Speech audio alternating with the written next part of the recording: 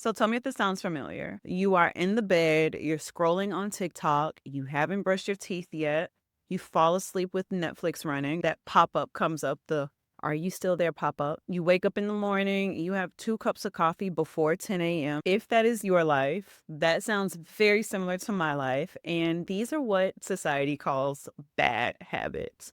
And guess what? I'm actually not too mad about it. There are things that we do that just work for us. We've been doing it our entire life. So for us to now and try and create a good habit could be a little bit more difficult. So I'm going to talk about a few bad habits that work for me. And I'm curious to hear about some of your bad habits that also work for you. So not only do these bad habits work for me, I actually feel like they kind of enhance my life. One of the first bad habits that I engage in is drinking coffee within 30 minutes of waking up.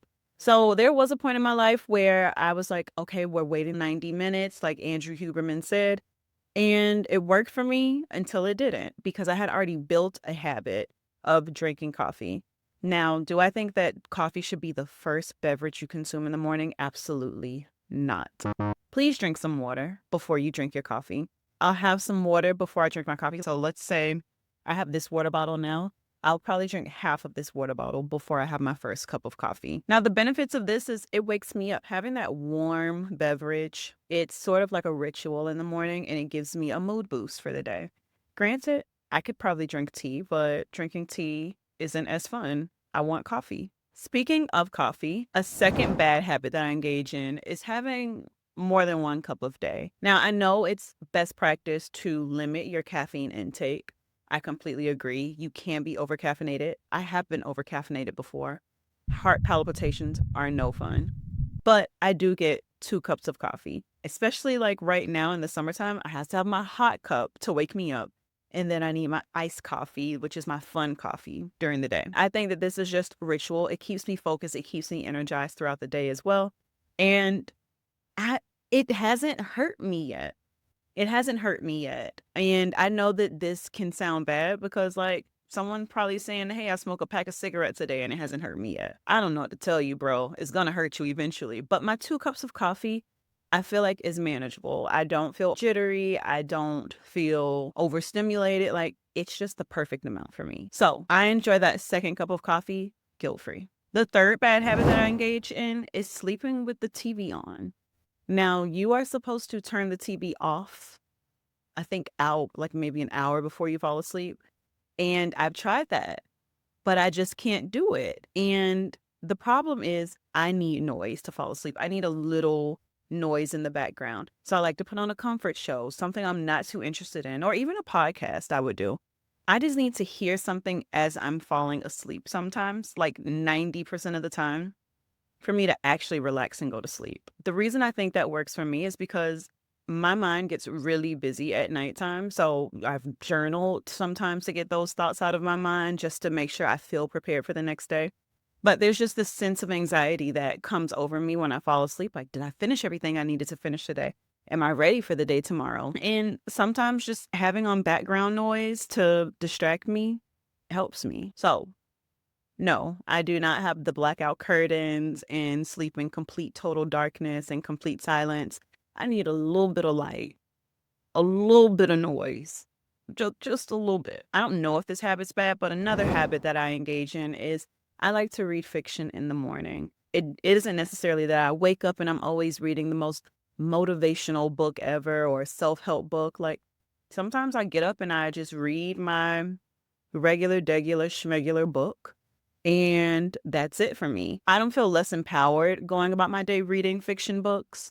So I don't see how this would hurt me. It's kind of like I start my day off in a more indulgent way. It sparks my creativity. It gets the feel good juices flowing because I guarantee you when I go on my walk, I'm going to listen to like a self help podcast. The self help things will come. It's sort of like that. Does the order matter? Like, I'm still going to eat all of my food. Does the order that I eat my food really matter? Next bad habit that I engage in is scrolling on social media in the morning. Yes, I have a good morning scroll. Now, do I take it to the limit and scroll for an hour and never get out of bed? No.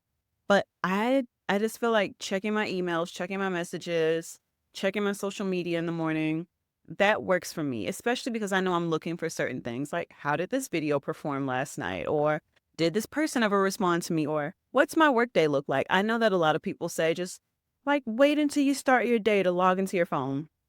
Unfortunately, the habit is built, the connection is built, the addiction is there.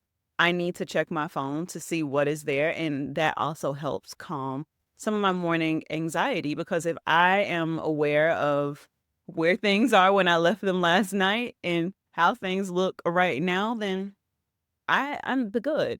I think this hurts if you're one of those people that get stuck in the bed and you are just scrolling on social media and that is your entire life. I agree. It is good to be mindful in the morning and skip the screens just because it can be too much. But again, I think it just depends on you as a person and your habits. Too much of anything is bad for you. The last morning routine bad habit I have is that I eat breakfast a little later. There have been so many breakfast trends over the years, right? I think the most recent one I can think of is like 30, 30, 30, like 30 grams of protein within 30 minutes you wake up and 30 something. Like, if that works for you, it works for you. But to say that this is the best thing for everyone to do, wake up and eat a full breakfast, it just doesn't work. So once I have my first coffee in the morning, I'm good for a few hours and I eat when I'm hungry. When I feel hungry, then I'm like, okay, now I can eat something. And it probably isn't 30 grams of protein. It's probably more than 30 grams of protein. It's probably less than 30 grams of protein. Whatever it is I'm eating that week, that is what it is. And do I try to maximize my protein throughout the day? Of course. But I don't wake up in what we consider as a best practice, like fueling your body as the day starts. I don't do that. This is helping me to support more intuitive eating. Intuitive eating is a very hard thing to get into. And I always say that you need to be super strict before you become super lax on something.